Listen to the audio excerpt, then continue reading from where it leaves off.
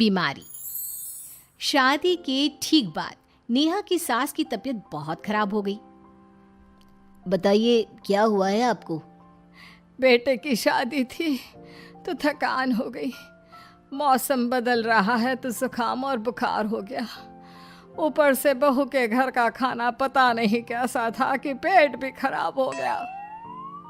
खाना तो बहुत बढ़िया था डॉक्टर साहब, सारे रिश्तेदार तारीफ कर रहे थे। रोहित की माँ इतनी कमज़ोर है कि ज़रा से में बीमार पड़ जाती है। डॉक्टर साहब आप सारी जांच करके देखिए, मुझे ऐसी क्या बीमारी है कि मेरी तबीयत ठीक ही नहीं रहती। फिलहाल तो ज़्यादा कुछ नहीं है, पहले आपके ज़ुकाम बुखार और पेट का इलाज कर लेते हैं, फिर बाकी के टेस्ट करवा लेंगे। अभी आप ये दवाइयाँ ले आइए। पिताजी मैं डॉक्टर साहब को छोड़कर और दवाइयाँ लेकर आता हूँ। माँ जी तो बीमार थी, इसलिए नेहा ने किचन संभाल लिया। माँ जी अब आपकी तबीयत कैसी है? पहले से ठीक है। आप बैठिए, मैं खाना लगाती हूँ। तेरे बाबूजी और रोहित ने खाना खा लिया? रोहित तो टिफिन लेकर ऑफिस गए हैं माँ, और बाबूजी ने खाना खा लिया है। आप शुरू कीजिए। यह क्या, खाने में इतना तेल इतने मसाले?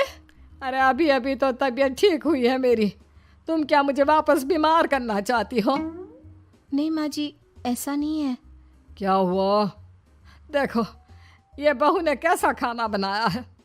खाना तो बहुत ही स्वादिष्ट था। अरे मैं ये खाना खाऊंगी तो बीमार हो जाऊंगी ना। ओह हाँ, बहू को अभी पता नहीं ना तुम्हारे बारे में, रोहित समझा देगा उसे। देख बहू, अच्छे से समझ लेना कि इस घर में कैसा खाना बनता है। हाँ माँ जी, मैं समझ लूँगी, लेकिन अभी आप कुछ तो खा लो। ये खाना खा लूंगी तो कल का खाना खाने के लिए बचूंगी भी नहीं। सास की बातें सुनकर नेहा उदास हो गई। उसने रोहित के घर आती ही उससे माँ जी के खाने के बारे में पूछा। आज माँ जी ने मुझे खाने के लिए बहुत बुरा भला कहा। माँ को मसालेदार और तेल घी वाला खाना सूट नहीं करता, वो बीमार पड़ जाती हैं। ऐसी क्या बीमारी है माँ जी को? पता नहीं, आज तक कई डॉक्टरों को दिखाया, कितने टेस्ट करवाए, लेकिन कोई बीमारी पकड़ में ही नहीं आई।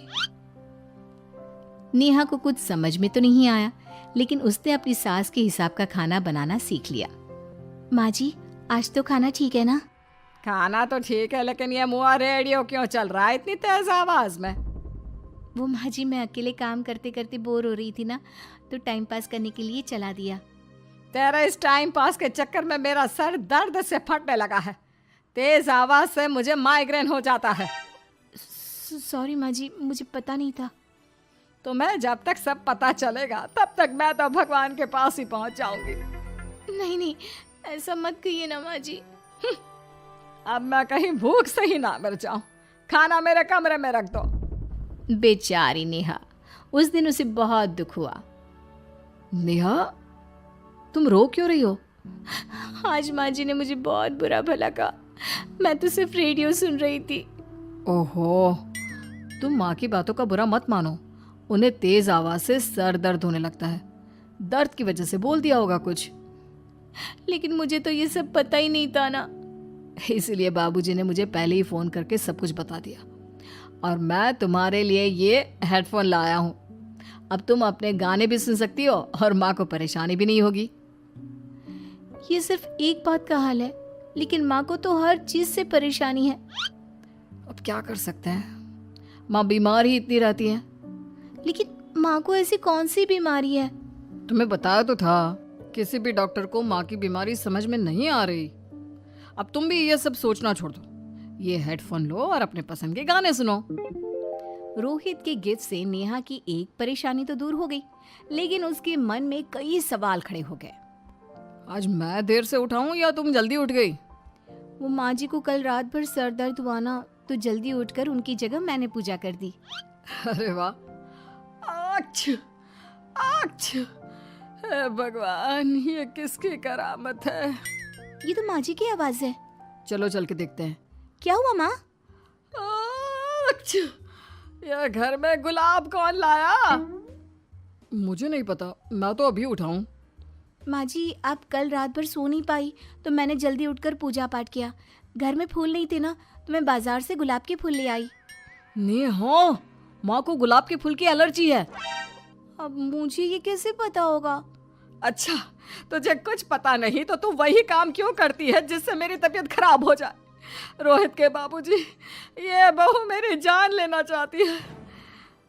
माँ जी, मुझे ऐसा करके क्या मिलेगा? वो तो तुझे ही पता, लेकिन कुछ तो है। रोहित की माँ, बस करो। बेचारी बहू को कुछ पता ही नहीं है, बस इसलिए उससे गलती हो जाती है। जाओ तुम कमरे में। बहू, तुम रोहित की माँ का बुरा मत मानो। वो अपनी बीमारियों से इतनी परेशान है कि उल्टा सीधा बोल देती है। नहीं नहीं बाबूजी, मुझे बुरा नहीं लग रहा, मुझे चिंता हो रही है माँ जी की बीमारी की। ये बताइए कि माँ जी को ऐसी प्रॉब्लम्स कब से होने लगी? शादी के 6-7 महीने बाद से। बाबूजी, तब घर का माहौल कैसा था? अरे भरा पूरा परिवार था। मेरे बाबूजी, माँ, काका, काकी, मेरे दोनों बड़े भाई, दोनों भाभियाँ, दोनों के 2-2 बच्चे हैं, एक छोटा भाई और एक बहन।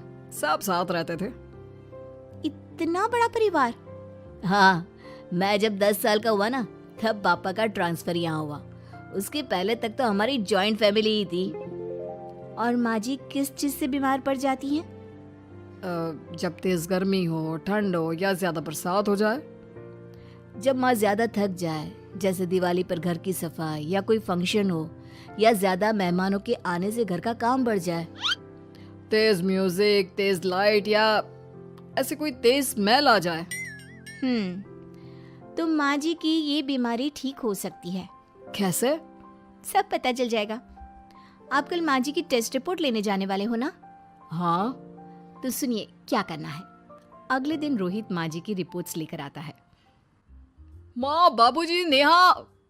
अरे क्या हो गया रोहित? माँ जी की रिपोर्ट आ गई है। कुछ सीरियस है क्या?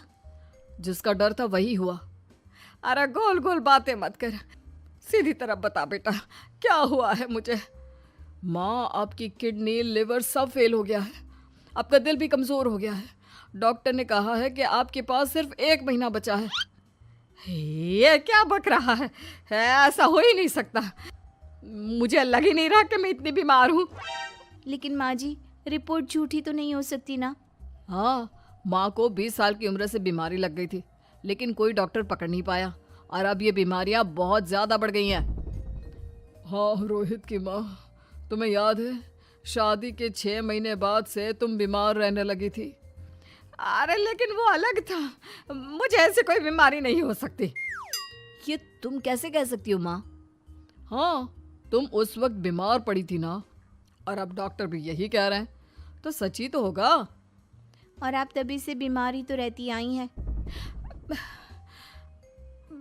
अरे लेकिन तब मैं बीमार थी ही नहीं। क्या मतलब? अरे तब मैं बीमारी का नाटक करती थी, मुझे कुछ नहीं हुआ था। ये क्या बोल रही हो? हाँ, घर में इतने सारे लोग थे और सबसे छोटी बहू मैं थी, तो सारा काम मुझे करना पड़ता, इसलिए काम से बचने के लिए मैं नाटक करने लगी। लेकिन आपको अभी भी वही बीमारियां होती है ना माँ? हाँ, अगर नाटक था तो ये प्रॉब्लम तुम्हें अभी क्यों होती है? इसका जवाब मैं देती हूँ। माँ जी कई महीनों तक नाटक करती रही, इसलिए इनके दिमाग ने धीरे धीरे इस झूठ को सच मान लिया और इनका दिमाग उन बीमारियों का एहसास कराने लगा। हैं? ऐसे भी होता है क्या? हाँ माँ जी, इसे प्लेसिबो इफेक्ट कहते हैं। जब आप बात बात पर बीमार पड़ने लगी तो मैंने अपने मामा से बात की जो एक साइकोलॉजिस्ट है। उन्होंने बताया मुझे। तो ये रिपोर्ट्स? मैंने झूठी रिपोर्ट बनवाई थी नेहा के कहने पर, ताकि आप सच बताएं। यानी मुझे कुछ नहीं हुआ? नहीं माँ जी, और आपकी इस प्रॉब्लम का भी सोल्यूशन है। हम किसी अच्छे साइकोलॉजिस्ट को दिखाएंगे और आप जल्द ही ठीक हो जाएंगी। वाह बहू, मैंने तुझे इतना भला बुरा कहा और तूने मेरी जिंदगी भर की तकलीफें दूर कर दी। थैंक यू और सॉरी बहू। अरे मुझे भी तो सॉरी कहो, पूरी जिंदगी तुम्हारी सेवा की है, वो भी झूठ मूठ की बीमारी के लिए। हाँ हाँ, आप भी माफ कर दो मुझे, बस सॉरी। तो इस तरह नेहा ने अपनी सास की बीमारी पकड़ भी ली और ठीक भी कर दी।